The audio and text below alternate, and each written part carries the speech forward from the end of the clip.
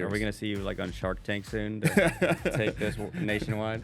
We'll see. Yeah, we'll see. And if you just dump that right into a smoothie, you're still getting the health benefits. Oh, just yeah. Crushing it all up, doesn't matter. So if you don't care about taste and all that, Yeah. just go with broccoli, put it in your smoothies. Yeah, Whatever. exactly. Yeah, so, I mean, a lot of people are just eating greens to get them down. Yes, yeah. They don't enjoy them. I don't enjoy them, but Yep. I know I have to eat them. Yep. I'm like, just get it down. Yeah, I mean, a lot of my health folks that buy the broccoli, they do not like the taste of vegetables, Or- man. Yeah, put them in your eggs, because in the pan, they just shrivel to nothing. Yep, exactly. Welcome to the On the Move with Matt podcast, where we sit down with local businesses and highlight what makes Winchester and the surrounding area so special. Whether you already live here, you're considering a move, or you just want to plan a visit, my goal is to help you discover everything this community has to offer.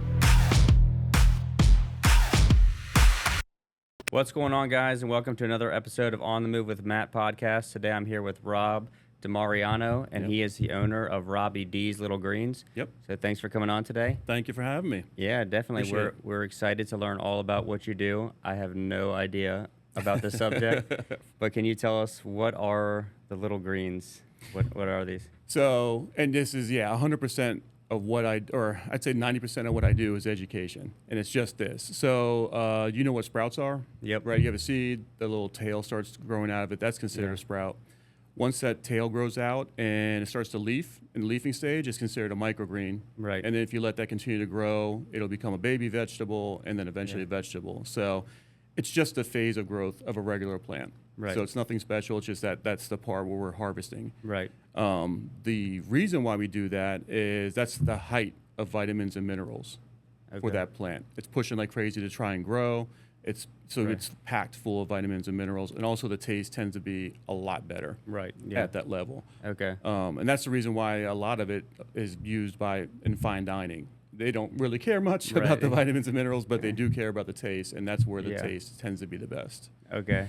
For me, personally, I started because of the vitamins and minerals that are in it and how good it is for you. Right. How big of a punch it packs for its size, and then the taste was kind of like a nice little side benefit to it. Yeah. So you grow all of these on your own? Do you have a farm, or where do you grow them? Yeah. So our farm, it's an indoor farm, indoor vertical farm. We are probably 10, 15 minutes outside of Front Royal. Okay. And when I say vertical farm, think on a smaller scale. You know, sometimes people think of these massive hydroponic vertical farms. They're just like a story high or something. Right. It's not like that at all. Think of a room, like an addition on a house, with like those baker's racks. Okay. Like a normal 5-tiered baker's rack, and then trays. Okay. You know, so think about 4 trays wide. You know, the 10-inch by 20-inch, 1-inch deep trays is what I grow in. Yeah. And so I have a room set up. It's almost like an indoor greenhouse, if you want to call it that. Okay. And I monitor the temp and humidity that way, like in that room, and that's my grow room. And do you have a staff that grows it for you, or do you do it all on your own? I am a one-man operation. I have 2 teenage kids that help me, so I'm like maybe a 1.5-man operation. Yeah, there you go. If I can get them up before noon. But no, I do everything on myself, man. A lot of time on that farm, spent nights and weekends on that farm. I'm there every morning. It's not a hydroponic setup. So this is a 100% organic seed, 100% organic soil, indoor operation, 0 chemicals, 0 anything used, no hydroponic chemicals, nothing, just water, seed, and soil. Wow. And I have some of it a little bit automated, but a large majority of it is manual. So I'm in there every single morning watering and monitoring. Oh, wow. One of the things you learn about microgreens is that they're finicky. Right. And they're fragile, you know, especially some of the wispier ones. Some are a little bit more stout. They can go without water a little longer and stuff like that. But some of them are so wispy, if you're not on them and monitoring them and adding water, taking away water, adjusting temperature, humidity, once you've lost them, just say goodbye. They're gone. And what is your customer base? I mean, do you sell these in stores, or where do you sell them at? So I hit my main 3 prongs. I go directly to chefs because traditionally, chefs, especially in upscale restaurants, love microgreens. Okay. This is nothing new for them. This goes back probably 40 years that they've been using it in fine dining. Right. So one of the very first sectors I reached out to was chefs and fine dining. And then I started reaching out to chefs and just regular restaurants and kind of introduce them to them and kind of go through this kind of spiel. Like a lot of this is what I talk about with like a chefs and kind of educate them, show them a little bit of what pairs with what, and along those lines. The second thing I do is I also sell in stores, retail. Okay. So I work with especially a lot of what's local to me down in Front Royal. Right. I'm at several stores down there. Yeah. I'm also up here in Winchester and a few places in between, and I up through into Martinsburg a little bit. Okay. And then I sell direct to customer. So I actually help run a local farmers market in Front Royal. Yeah. I don't know if you're familiar with it, but it's a kind of a bigger one. It's right there on Main Street at the main gazebo right there on Main Street in Front Royal. We're down there every Sunday, May through October. Okay. With that farmer's market. We probably got about 12.5 vendors down there, but I sell there. That way I could just deal directly with folks. Right. And a lot of it was the education, right? I probably spent my entire first market season just talking to people. Right, yeah. Making no money. Making no money, but it was a lot of this, like, introducing it to people, right? Letting them know what it is, how it can benefit them, maybe talk about how it pairs with certain things, and then challenge people to go out and do their research. So I always say that a lot because I talk about like the health benefits of it, but I tread lightly, right? Because I don't want to promise that magic wand. So, but I challenge people like, this is what this has been shown to be. Now take that and go do your own research, right? And come back to me next Sunday. Right, and let me know. You know what I mean? Like, Rob, you were right. It was XYZ, or Rob, no, you were like half right. There's also this other thing. Oh, yeah. Yeah, so I spent my entire first market season doing that, challenging the community down there in Front Royal. And now that I'm in my second market season, like a large majority, obviously not every single person, but a large majority of those people have come back and are now like dedicated customers. Okay, and so, you're selling these in like other people's farmers markets too? So every once in a while, when I have time, when time allows, Stevens City has a brand new farmers market run by some great folks. Yeah. Right there, right on the heart of Stevens City, right there on Route 11. It's kind of like that park area. The name is kind of Newtown Commons, I think. Newtown Commons, that's what it is. Yeah, they have a Saturday market. Okay. So we, the board who runs the local farmers market, got together with them to help them out because this is their first season and let them know what worked and didn't work for us. Right. Yeah. And so I've gotten to know them. They're really good folks, and so I go down there on Saturdays when I can. Right. And work their market as well. But that's the main two. Like I'm at mine every Sunday, and then I go to theirs when I can. And then onesie twosie type stuff, but time's unfortunately limited. Right. Yeah. And markets can be tough. Yeah. You know, that could be 6 hours in the sun, in the rain. Right. Yeah. For very little payoff. You know what I mean? Right, so it's kind of like get the things done, you get done, and then kind of if I can go to a random market and just kind of introduce myself to people, I do it. So. And I see you have a couple examples here. So there's different types of these. Yes. Because like to the naked eye, to me, it looks the same. Right. Can you explain, like, what is the difference? Do they all look the same? Right. Hey, Rob, you robbed me a box of grass clippings. Thanks. So, there's a lot of different types. I have a couple here, and I have a couple more I brought with me that are my main ones. I do some specialty stuff here and there for chefs or just for fun. I'll try new stuff for some of my regular customers. Like, hey, I tried this new thing. Try it out. See if you like it. But and most microgreen farmers, we have like our staples. The one right here in front is actually the broccoli, and any microgreen farm is going to have a broccoli. Yeah. The reason why is it's so versatile and it's so insanely good for you, and the taste is just great. People love it. So I have a broccoli here, and you can see, like when I say broccoli, you can look at that. That doesn't look like full-grown broccoli. Right. Yeah. It looks like a sprout basically, or something with like some leaves on it. But it does have a little bit of a broccoli taste to it. But we're we're harvesting it before it turns into that full, what you would think a floret of broccoli. Right. You know? I see like the other one says the peas. Right. So basically you are growing broccoli and then stopping it at the early stage and then just stop it from growing and sell it. Yes, exactly. Yeah. Yeah. And so, and you can try some here in a little bit, but the taste on it is a lot better too. It kind of has a little bit like a smooth, like a buttery, nutty taste to it. Earthy, of course. It's all veggie, so it has a little bit of an earthy taste to it. But on the health side of it, this version of broccoli, which is at the microgreen phase, is roughly 40 times more healthier than its full-grown counterpart. Wow. So you're going to literally eat the same amount of broccoli as a full size, and you're getting 40 times the amount of nutrition.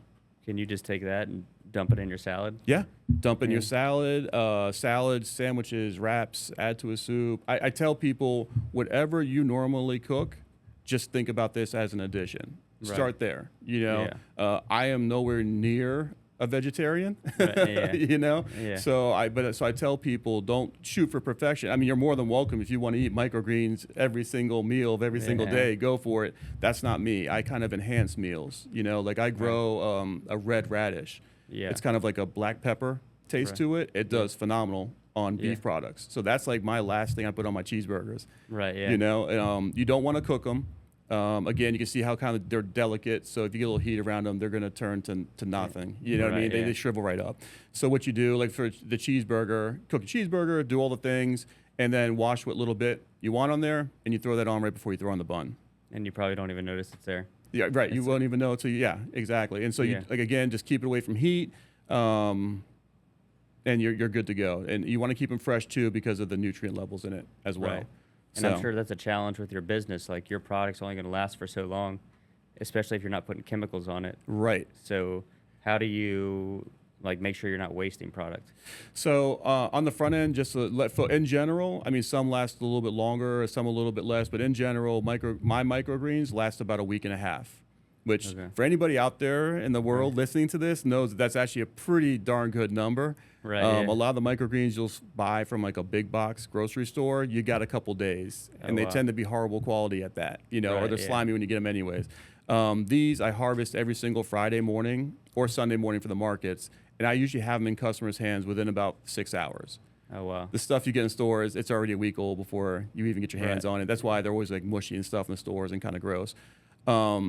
And some are longer, some are shorter. I do sell a basil, and basil in general, you've got like 5 days. And that doesn't matter if it's microgreen or regular basil. You got 5 days. You got to get on it, man. When you click off basil, you got to get on it and use it. But for any product that doesn't get sold, I dehydrate, and then I sell a dehydrated product as well. Okay. And I'm actually getting ready to partner with a couple of the vendors at that Front Royal Farmers Market, and we've been doing some stuff in the background and experimenting. I think we're going to come out with a seasoning, as a matter of fact. Okay. Just to put that out. Yeah, we're going to kind of do our own. I don't know. We've wasted a lot of. We've done a lot of experimenting, but I think we found some combinations that we really like that we're going to come out with. But so I dehydrate everything on the back end. For some products, I also do freeze dried. Some products, because the difference is dehydrated, you get about 6 months to a year out of it. Freeze dried stuff lasts like 20 years or something crazy. But some of the stuff I make needs to be freeze dried. Some other things is fine. Like a seasoning can be a dehydrated product. And you said you harvest these on Sunday morning before the market? So my main, the restaurants and stores that I sell at are Fridays. I deliver Friday afternoon, so I'm usually harvesting Friday mornings for them. And then, if I'm going that Saturday market in Stevens City, I will do a little something for them Saturday morning. But most of the time, Sunday mornings for that market is when I'll harvest there. I try to keep it as fresh as possible, depending where I'm going. But Friday is the main one. That's where I've got hours and hours. You're doing this by hand? You're just clipping all them by hand. It all has to be done by hand because you want to go through and, anything, because again, this is seed and soil. So there's dirt. So you kind of want to make sure it's a nice clean cut. You want to keep as little soil and root material and whatever else out of the product. So doing it by hand is the best way to do it. Hey, it's Matt Kilmer. Yes, the guy you're listening to right now. When I'm not sitting down with local business owners and sharing their stories, I'm helping people buy and sell homes right here in Winchester, Frederick County, and even across state lines into West Virginia. For me, real estate isn't just about transactions. It's about finding the right fit for your life. Whether you're upgrading, downsizing, or even buying your very first home, I'm here to guide you every step of the way. If you're thinking about making a move, pause this episode, send me a quick message, and let's make your next move the right one. So everything I do by hand on purpose. I've seen some of the more automated stuff that's out there, and not that it's horrible. And maybe there'll become a point where I have no choice but to go automated. We'll see if I ever get to that point. But for right now, I can easily get stuff done manually and in person. I take a lot of care in it. These like my little babies. So I want to see the best product go out as well. And this is your full-time job, or you do other stuff? No, I'm a glutton for punishment. I got a couple things. The farm is one of them. I also have a full-time gig that I work on the side. But this is like pretty much all nights and weekends are spent on the farm. Oh wow! So you're working a lot of hours. I work a lot of hours. I am a glutton for punishment. I like working. I like volunteering in the community. That's kind of my things. Right. Yeah. Always moving and doing stuff with the kids and stuff like that. That's good. So but you're enjoying it while you're doing it. Like, it sounds. Do you want it to become a full-time thing? Yeah, we'll see. We'll see. This all started for personal reasons. So when I was trying to get myself in shape, physically, mentally, getting everything together, when I was doing research, this came up time and time again as I was doing research, and I was hesitant, but so I started trying it and growing them. First I bought it, and I noticed like this is all gross. I can't believe people are paying this much money for this stuff.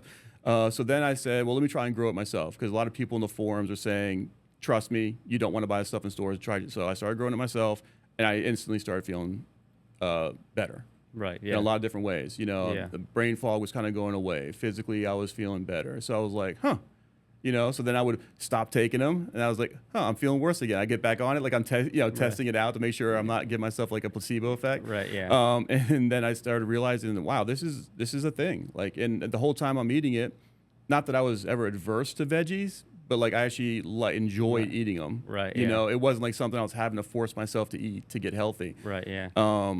And so then I started doing research on them, and I was like, it's a legitimate, qualified superfood, because it's super nutrient dense, and there's all these things. And I was like, why is this not a thing? Right. Yeah. And I looked at it, and I was like, yeah, people in fine dining have been using it for 40 years. Like, that's cool, but they're just using it because it looks cool in the taste, and there's nothing wrong with that. But I was like, why is this not out there for everybody? Like, you can kind of grow it and produce it and sell it in a way that anybody can afford it. It doesn't need to be this crazy price thing. I mean, I think a lot of times people market it that way, but it doesn't need to be. And so, I look around at like not only myself, I look at my kids, I look at my community, you know what I mean? I look at some of the food banks and some of the places I donate to, and I'm like, this should be in there. Right. Yeah. You know what I mean? Like, so, and that's when it flipped from like a personal thing to, I'm going to turn this into a business, and we're going to go for it and really get that out there and make it like just a normalized thing. Right. And do you have customers that buy it every week?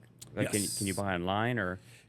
So if you go out to robbydslittlegreens.com, you can order. If you're local to me, so that's zip code 22630, I do free delivery. And I harvest every Friday. If you get an order into me by that Friday, I can usually get to you by that Friday afternoon. Okay. But I do deliver Virginia statewide. So unfortunately, this is beyond me. Shipping is crazy expensive. Yeah. But I do ship Virginia statewide. But I do deliver for free in my zip area code, and I do a small amount for shipping up to Winchester here. It's a very small fee to deliver up here. Yeah. I even go as far as Martinsburg for a fee. And I'm up there like every Friday as well. So some people are buying this every week. Yes. And if you want it fresh, you got to get it quick. Yeah, I mean, like the Martinsburg, that's probably as far north as I go. It's pretty far from here, Yeah. But yeah, they're getting it within that 6-hour window that I promised them. You know? Yeah. So, and then now we're going out a little bit east. We have a couple of restaurants that we're talking to out in like Prince William County and stuff like that. Yeah. And then it'll be like a smaller fee and kind of make a little bit of a footprint out there and see how people like it. But yeah, we are everywhere. If you go to the website though, I also have places like the farmer's market for shipping. So if you order it online, you say shipping to the farmer's market, I'm not going to charge you for that. I'll just hold it to the side for you at the farmer's market. You can come pick it up there. Martinsburg, I have a restaurant I deal with up there, and they've agreed to be my hub. Okay. So if you order and you say shipping it's a Trolley Express Cafe is the name of them. They're right there, right outside of Martinsburg. If you pick them as a shipping point, it's free delivery. I'm already delivering to them every Friday anyway, so I'll just go ahead and drop your order off as well. Right. And they have their own fridge up there for me now, so they'll keep the product in there and give it to the customer when they show up. Yeah, that is nice. It is. I've met some that's another thing, man. I've met some really cool people along the way. You know, Sig and Ben up there at Trolley Express Cafe are some really awesome people. The farmer's market, I've met a lot of cool people. Yeah. That are like regular customers, like we were talking about. Right, They're there every Sunday. Man, we had that rain that came through a little while ago. There's people down there with tarps. Oh, wow. They came just to buy some. Yeah, And does weather matter? Like, can you do this all year round because it's like climate controlled? yes, every single Friday. I have been in business now for almost 2 years. I have harvested every single Friday in the past 2 years. Right, yeah. And delivered every single Friday. Oh, wow. For the last 2 years. Are we going to see you like on Shark Tank soon to take this nationwide?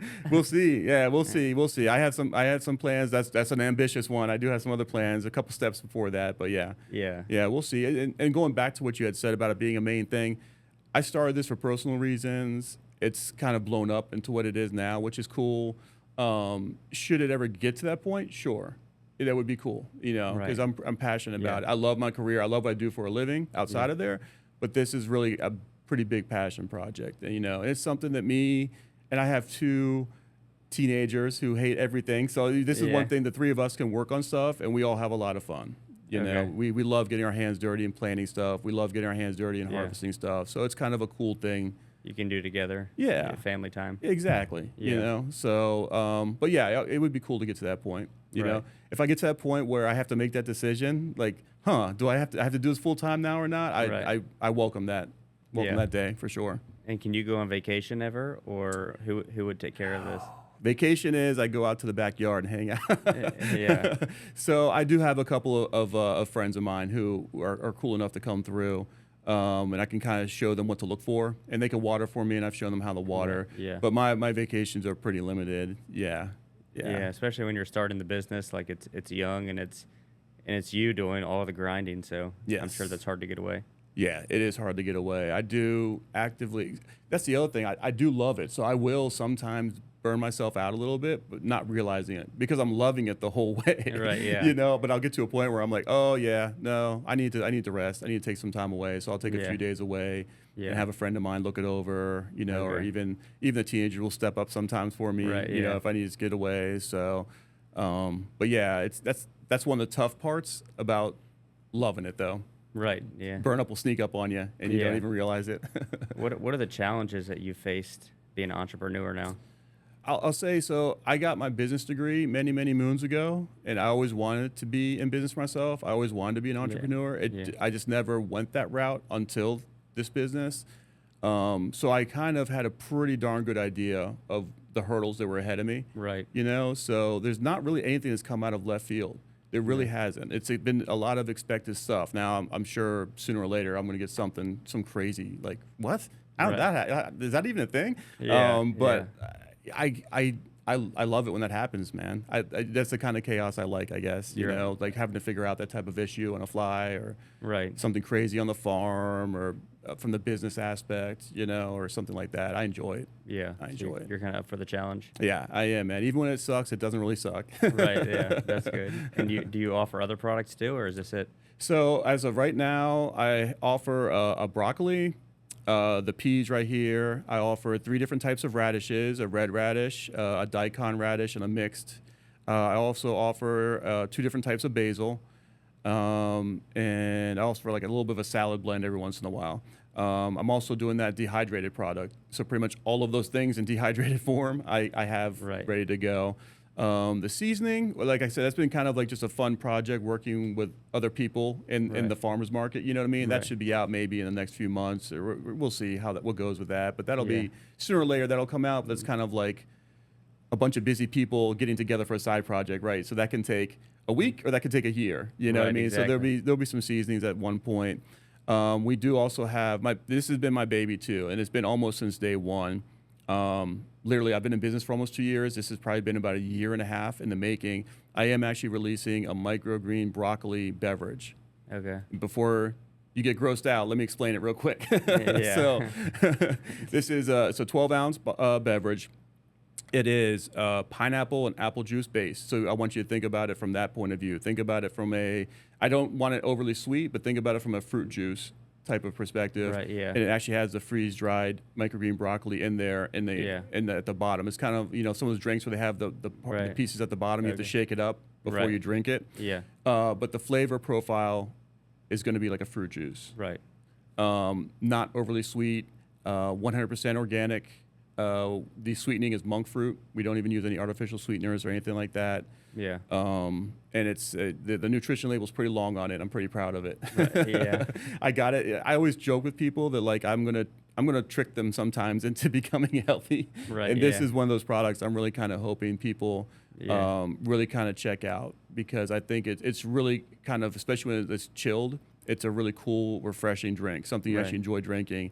And like I said, check out the nutrition label. It's like crazy long on that thing. Right. So I'm actually getting it bottled through, it's a place called McCutcheon's. It's a pretty big operation out of Maryland who's doing the bottling and stuff for me. Okay. Awesome people. I love giving them shout outs all the time. Right. They took a risk on me. Yeah. If you don't know McCutcheon's, it's a very large operation.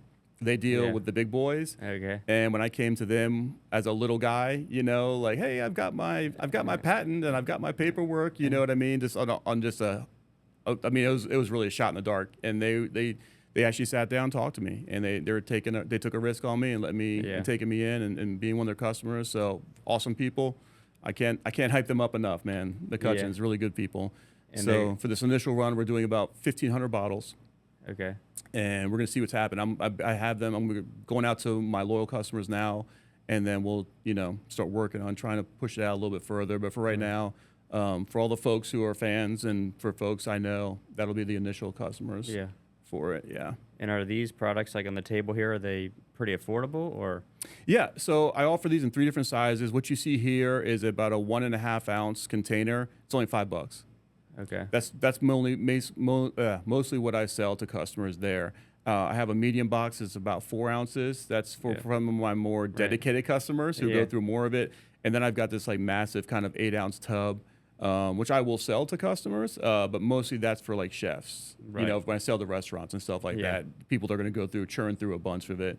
8 ounces doesn't sound like a lot. It's a lot. When you're talking about, you know, little plants, you're talking about a massive amount. But this by far is the #1 seller for retail and for customer direct. You know, especially for a lot of people, for my loyal customers that come back a lot, that know what they're getting, they're buying multiples of these at 4 ounce. But for a lot of the new people, I always tell them, like, don't buy little ones. See if you even like it. You know what I mean? See if it's even your thing. Buy like a couple of the small ones of the different types, try it and figure it out. And then we can start moving up from there. Right. I don't want you dropping, like, this is $5. That's worth a gamble, right? That's not, if you know, but a $20 8-ounce tub, you know, that could be substantial, and that's a lot of product. If you take it and you're like, oh, this is awful. you know? So buy a little one and go from there. I do have one customer, and I'll give him a shout out, Brian Sargis, one of my loyal customers from day one. He's just a regular guy, and he buys the massive 8-ounce tubs of broccoli from me, and he's about as bad as me. Like, I will go through that massive tub myself of broccoli every week. And then I'll probably go through another 8 ounces of just like mixed, you know, radish and everything else. So I go through a good amount. He's the only guy besides me I know that can just like go through an entire 8-ounce tub.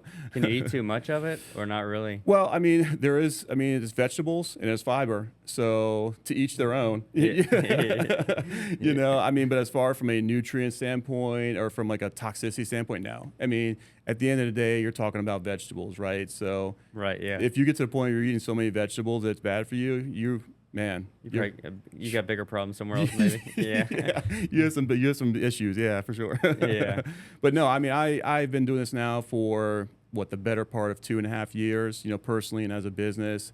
I've been eating them. I eat them daily. I eat them at almost every meal. So if you're thinking 3 square meals a day, most of the time I have some with each meal. And I've never had any adverse. And I've tried everything for like months before I even sell it. You know what I mean? So no.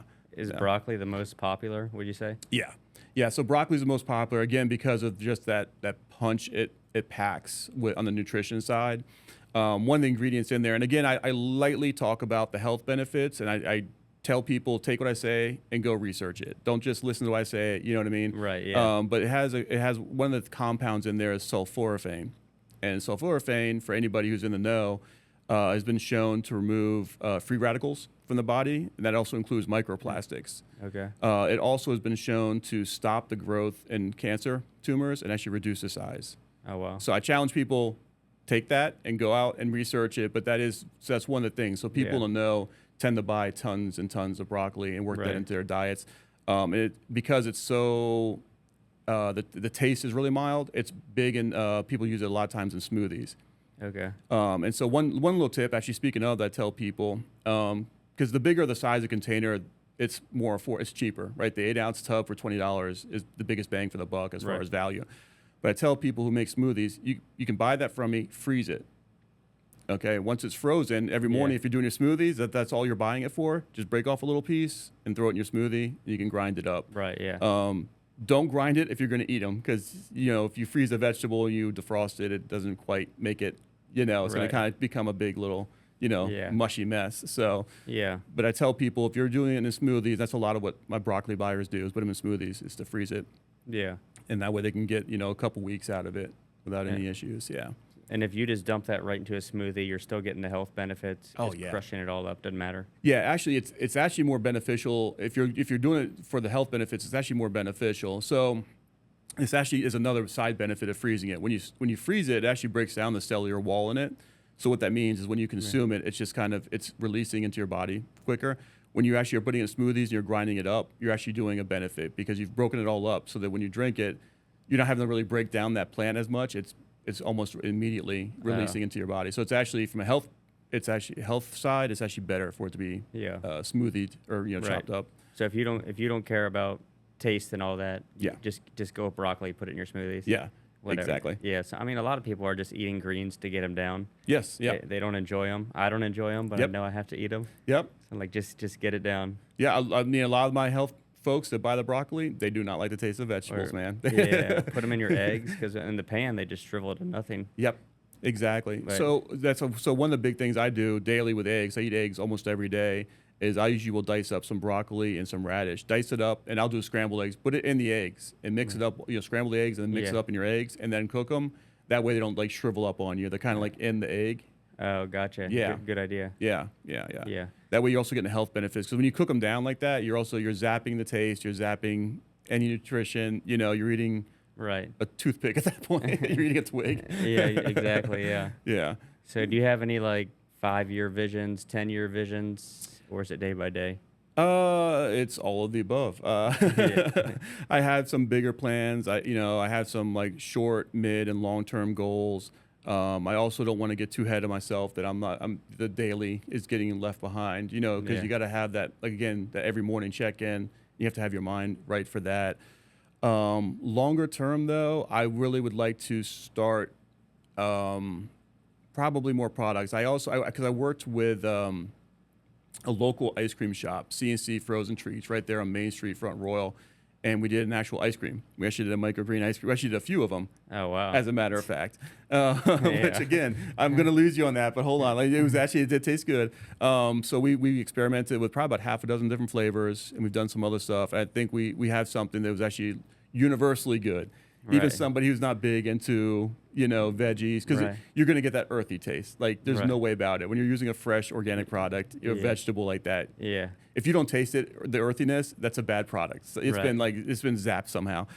So I think we found a combination, though, that's really good, and we're going to we are going to get together once everything's set up and maybe have a product there that will be selling through, distributing through him, and then also I'll be distributing it through probably at the markets and stuff like that, or some of retailers that have freezer space. Right. Yeah. But I love doing stuff like that. I love anybody who knows me as far as when it comes to this business. I love innovation. Right. Yeah. I love trying in new products. Yeah. Collaborating with other people and. Love it, man. Yeah. Helps them, helps you. Yeah, exactly. Everybody. Yeah. I'm big on the rising tide. Right. Brings up all ships, man. That's why at the market, if you look at some of my posts, out there on Facebook or IG or TikTok, a lot of my posts, I will go out there and do like a market-wide buy and like just promote everybody. You know what I mean? And mash products together. And like I have wasted a lot of microgreens mashing together because I've had a lot of fails. But those fails, you got to have those fails. You know? If you want to succeed, yeah. Yeah, you gotta embrace those fails and and love them, and so I've killed a lot of microgreens in the name of innovation, but I love those. I love that innovation with people. I love coming up with. I'm sure it's not a brand new product. I'm sure somebody out there has done some of the things I've done, like a microgreen ice cream. I'm sure I'm not the first person in history to do it. I can't think of any, and it's probably pretty small scale. But I think it's really a really cool thing, and I think it's cool to take the time to make it, like, again, a product you could eat daily. Right. Yeah. You know, this isn't just some like cool, kitschy, oh, I ate this one time a microgreen ice cream at this restaurant. And it was cool and weird. Like, it's kind of like, no, I go down, I go over to C&C, or I go over to Rob's Market and I buy my weekly ice cream, you know, from him, you know what I mean? Or something like that to kind of normalize it. And again, sneak the health benefits in, you know, with something that they enjoy. Right. And you're doing the packaging yourself too? And the labels? Yep. Oh, no, not the labels. I work with somebody, a friend of mine who does the labeling stuff for me. And I have another friend of mine who I just brought on board a couple weeks ago to do my marketing. And we're working some cool labels, some newer labels. Right. These are kind of my older labels. I'm kind of just going through what I have. Right, yeah. But I do have a new label coming out. We kind of have a new... This was me, right? So this was just kind of like my initial launch of stuff. And so it's cool. It's kind of basic. Right, yeah. But I'm working with somebody that actually knows what they're doing when it comes to marketing. Yeah. And so she's looked at everything, and she's kind of has a little bit better of an approach. So we're doing a newer label and some newer stuff. Yeah. But I can't do that. I have to draw a line somewhere. I definitely don't print off the labels. I probably could to save some money, but you got to know your limitations. Right, yeah. Yeah. Yeah, you can't do everything. You can't. You go crazy, yeah. Yes. I'm already going crazy with what I have. I don't need anything more. Right, there you go. How'd you come up with the name, Robby Ds? So it was kind of just a funny thing. So my mom's my mom's nickname for me is Robby. And so it kind of was just like one of those things. It was like kind of just, just kind of a funny thing that I had there. It's like a weird nickname, funny nickname for my mom. So just to say, it's something for my mom, something for this is funny, something that's kind of like kitschy and fun, stuff like that. I mean, it's catchy, yeah. And I'm sure word's spreading. I've never heard of anything like this. Yeah. So I don't know if you have competitors, but if you do, I don't know about them. Yeah, there's a couple out there. It's more of like like a side project for a lot of people. You know what I mean? For me, like it's side project, but it's side project with a passion, with huge passion and huge bullet. Like this is something I want, for long term. But I definitely feel like if there's competitors, it's pretty small scale, and it's not me trash talking anybody, but definitely it's more of like kind of like I think like a side thing for folks. And for me, it's like a business that I really want to push out there and keep going. So. As far as I know, I don't have any competition, but I'm sure I do. I know, actually, as a matter of fact, I know I do. I just couldn't tell you who they were. You know? Yeah, and I'm sure once it gets going, people will kind of copy the idea. But it sounds like you're collaborating with everybody. Everybody gets along. Yeah. We're all playing in the same sandbox, helping each other out. Yep, exactly, exactly. Yeah, and I only do just this. A lot of people do a lot of everything, right? Like a farmer, a traditional farmer, doesn't just grow one crop. You know what I mean? They grow a ton of everything. For me, this is it. Like this is what I'm passionate about. Utilizing this in different ways, for sure. But this will just be the one product that I do as far as microgreens. That'll like the one thing I always do. So it's a little different when you're that level. I'm not doing microgreens and edible flowers and growing full-grown vegetables and baby vegetables and corn, and all the things. So this is like just this. This is like your niche. Yes, exactly. And I enjoy it because again, it goes back to the roots of why I even started in the first place. I could start growing full-grown lettuce, but that has nothing to do with anything. Why, for me personally, and why I even started this. So I want to keep it to the core of helping me, helping family, helping community, and this is the best way to do that. Yeah, awesome. Yeah. So if anybody wants to order your product, would you prefer they go online, come to the markets? What do you think the best way is? I think probably going out to RobbyDsLilGreens.com. That's RobbyDsLilGreens.com. Go out there, see I have some stuff out there, some information. Take a look what I got out there. And then from there, send me messages. I love messages. Send me all the messages and all the questions and comments and concerns, whatever you got. Send them my way. I'll answer anything you got. And then just order from there, and I can, and let me know where you want to drop it off. Like I said, I can drop it off at Trolley Express. I can drop it off the farmer's market. I can drop it off Dusty's Country Store right there on Main Street in Front Row. I could drop it off at Dusty's if you want. You know what I mean? I can drop it off to your house even, or for a nominal fee, I'll come up to your house in West Virginia or Northern Virginia. Just let me know, you know. So, but that's probably the best place to go there. And that way you can get an idea. You can actually see everything. I have pictures of everything there. You can see the quantities I sell and the prices for them and get a better idea of what you're getting into. Okay. And I urge people to do your research. Take what I said, do your research. You know what I mean? I have some descriptions of what broccoli tastes like. but it's so hard because everybody's different, right? You know, so take that and then go out and do a little research before you order it, you know. And, that's probably the best way. And they can follow you on Facebook, Instagram, TikTok. Yep, I'm on all three. See what you're doing. Man, yeah, so I try to post daily. I'm out there. I have a couple of cheesy videos that we did along the way out on TikTok. You can check those out. But yeah, I post on IG and Facebook darn near daily. Again, I'm not a marketing guy. Again, like I was telling you earlier, for a guy who you wouldn't find a picture of me online a year ago. So I'm still getting used to seeing a picture of me online, which is really weird. So to have like videos and stuff, I'm still trying to get used to that. Right, yeah. You know what I mean? So the videos and pictures and stuff, I try my best. They're not the greatest. Marketing is definitely not my strong suit. Yeah, that's all right. Well, yeah, thanks for coming out today. We appreciate it. Learned a lot. And hopefully we see this explode in the future. I appreciate it, man. I really do. Yep, thank you. Thank you very much, man. Yep.